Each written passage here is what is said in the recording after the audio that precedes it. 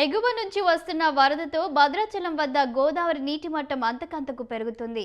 మొదటి ప్రమాద హెచ్చరికకి చెరువులో గోదావరి ప్రవహిస్తుంది. ప్రస్తుతం 40.07 అడుగులకి నీటి మట్టం చేరుకుంది. ఎగువన ప్రాజెక్టుల నుండి సుమారు 6 లక్షల క్యూసెక్కుల వరద నీరు దిగువకు విడుదల చేయడంతో భద్రాచలం వద్ద నీటి మట్టం పెరుగుతుంది. రామాలయం స్నానఘట్టాలు నీట మునగడంతో అధికారులు హెచ్చరిక బోర్డులు ఏర్పాటు చేశారు.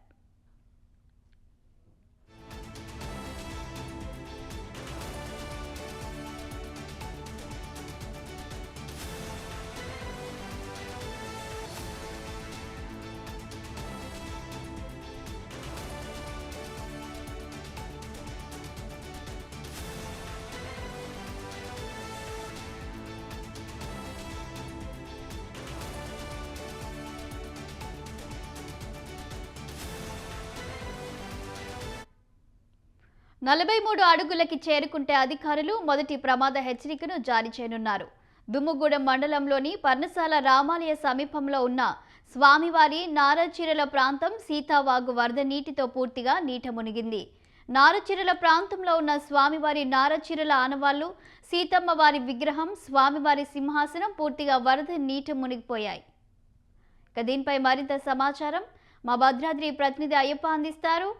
అయ్యప్ప, ఇక భద్రాచలంలో వరద ఉధృతి ఎలా ఉంది? గోదావరి నది వరద ఉధృతి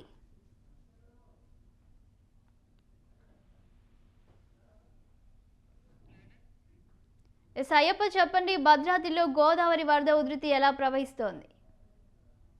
చాలీ ఎగువన కురుస్తున్న భారీ వర్షాలకు భద్రాచలం గోదావరి క్రమక్రమంగా పెరుగుతున్న పరిస్థితి ఉంది. ప్రస్తుతం గోదావరి 41 అడుగుల వద్ద వరద ప్రవాహం కొనసాగుతుంది. 43 అడుగులు చేరితే మొదటి ప్రమాద హెచ్చరిక జారీ చేస్తారు.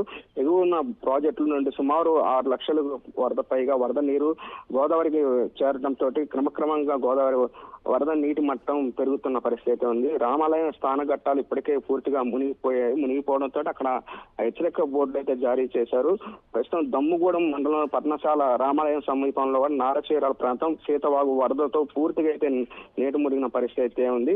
సీతమ్మ వారి విగ్రహంతో పాటు సింహాసనం పూర్తిగా వరద నీటిలో చుట్టుకున్న పరిస్థితి ఉంది. మరోవైపు పెదూరు వద్ద క్రమంగా గోదావరి తగ్గుతుందని సిడబ్ల్యూసీ అధికారులకి చెబుతున్న పరిస్థితి ఉంది. ప్రస్తుతం మనం చూసుకోవచ్చు 41 అడుగుల వద్ద అయితే గోదావరి వరద ప్రవాహం అయితే కొనసాగుతుంది.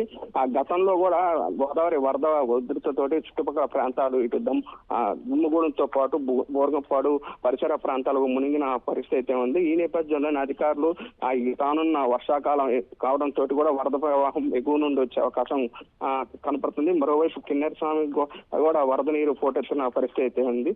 భారీగా అయితే ఎగువను కురుస్తున్న వర్షాలకైతే క్రమక్రమంగా గోదావరి అయితే పెరుగుతున్న పరిస్థితి. మొదటి ప్రమాద హెచ్చరిక 43 అడుగుల వద్ద అయితే అధికారులు జారీ చేయనున్నారు. ప్రస్తుతం 41 అడుగుల వద్ద గోదావరి వరద ప్రవాహం అయితే కొనసాగుతున్న పరిస్థితి ఉంది. Shalini. Right, thank you Ayyappa.